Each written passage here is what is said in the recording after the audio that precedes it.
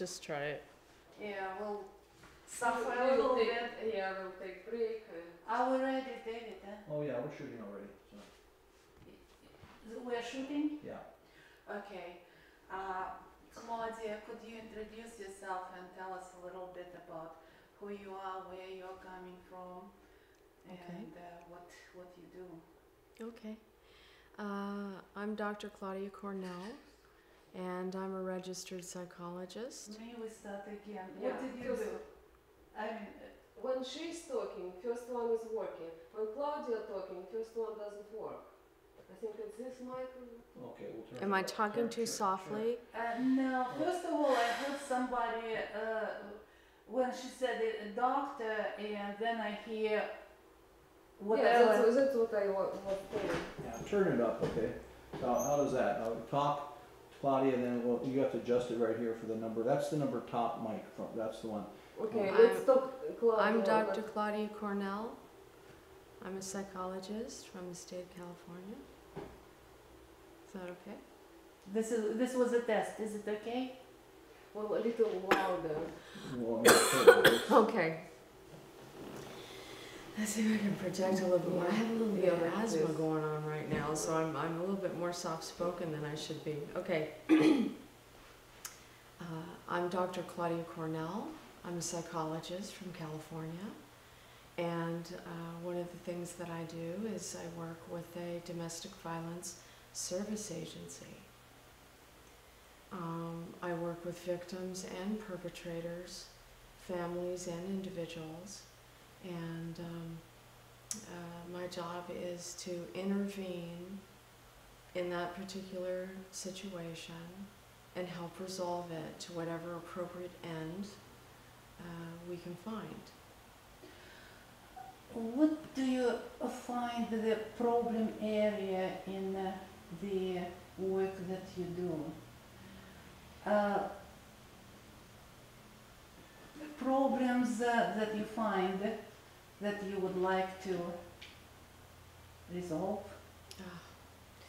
Well, what I would like to resolve is I would like to help people understand that domestic abuse, intimate partner abuse, is a human issue. It is not a gender issue like most people think it is. It crosses gender lines at every turn. Men and women abuse. And I think that this is really important for the society at large to realize this. We have ample evidence that proves this again and again. And it's really important that we understand that this affects everyone. This is a problem that affects everyone. One of the problems with people thinking that abuse only happens to women by men is there are a lot of gaps that are created with that false idea. One of those problems, one of those gaps, is in the area of false allegations for intimate partner abuse. When we assume that a victim will always be a woman, we discount quite a bit within human behavior. And this leaves the door wide open to make a false allegation against another person about abuse that never occurred. People do this for a variety of reasons, it seems. I've worked with a lot of people that admit to doing this. And I think that one of the reasons is that they're attempting to justify their own bad behavior. That seems to be one way to go about that. If you're going to abuse another person, one way to attempt to justify that is to say they abused you. So this is one way that this occurs. Another way is if there's a hidden agenda. If there is something that a person's going to get out of identifying themselves as a victim when they are not. This is a great temptation, and many people choose to go down this road. They choose to essentially lie about the behavior of someone close to them to get what they want. And unfortunately, the system that is set up to protect victims of abuse can be used like a weapon against another person. This is one of the gaps that exists in the current system that we have. And so what ends up happening is that someone may lie about another person, and law enforcement may be involved, the court system may be involved. It starts a chain reaction. One lie requires another lie, which requires another lie, and it seems to go down the line this way.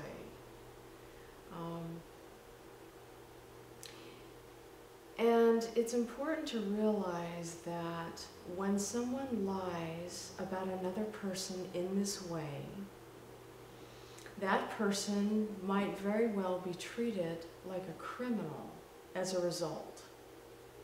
And what a lot of people don't realize is that this is a very difficult thing to deal with in very practical terms. There are a lot of practical issues about how you would go about dealing with something like this.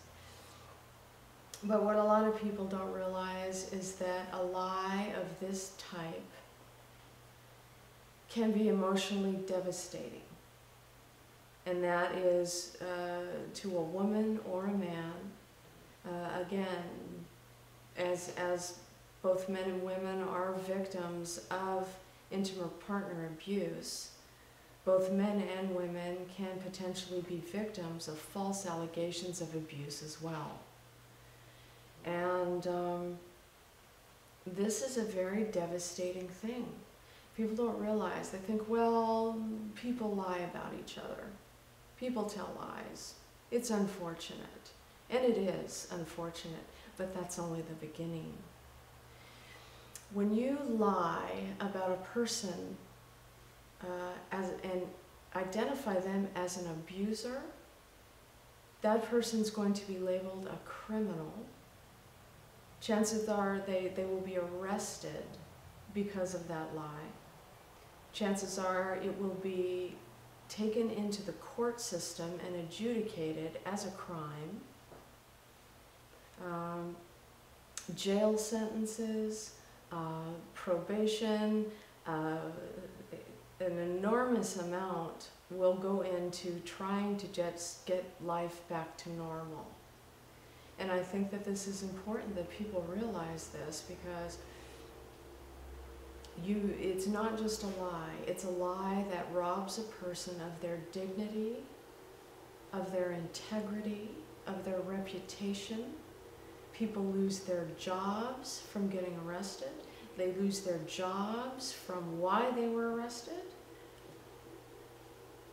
The neighbors see this person marched out of their own home in a pair of handcuffs and treated like a criminal, and other people will treat that person like a criminal at that point once they see that happening.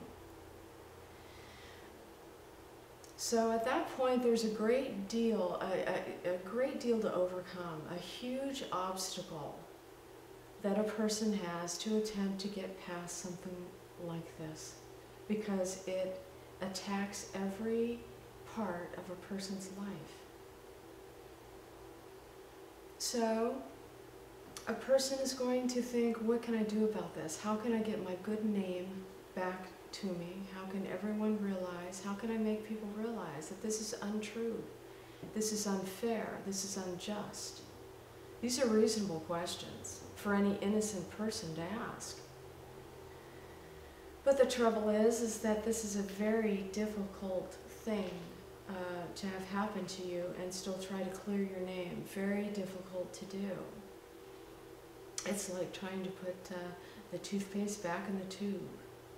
When people see you marched out of your home in handcuffs, and everybody understands why that is,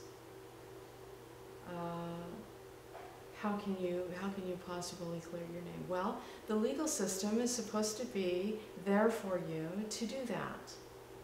Things like slander and perjury, false allegations to legal personnel, these are illegal. They are illegal to protect people from such behavior. So a person attempts to clear their name. They go to the law. They go to all the agencies. They try to get help. And the trouble is what they may find is that they are unable to clear their name after all. The system that was designed to protect them is now treating them like the criminal. And this is where it gets dangerous. Because emotionally speaking, you take a terrible betrayal of an innocent person and you combine that with a lack of recourse. They have no recourse to clear their name. And what you're going to find is that person slipping into hopelessness. And this is the point at which a simple fraud becomes a life and death situation. This is where people fall into despair. This is where people consider suicide. This is where people consider giving up on all aspects of their life that they have left. And this is what I want people to understand. This is not just a lie. This is a lie that robs people of their very life and their very will to live. Not to mention their ability to support themselves, their ability to move on. People lose family and friends over these kinds of lives. It is potentially devastating if a person is unable to clear their name. So this really must be treated with all due seriousness. And there need to be consequences, not just on the books, but consequences that are enforced for such a terrible act. Right now, if a person gets up in a court of law and lies about such a thing, there is legal recourse. That is against the law. That's a fraud upon the court. I think we need to start enforcing the consequences that are in place to discourage the people who would perpetrate such a terrible fraud, and to vindicate the victims of such a terrible crime. I think we need to treat false allegations of abuse like the crime that it is.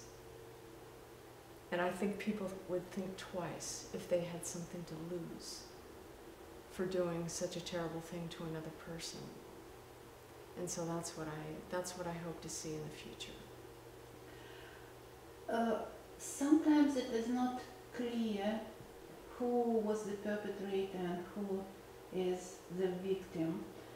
And how do you approach this?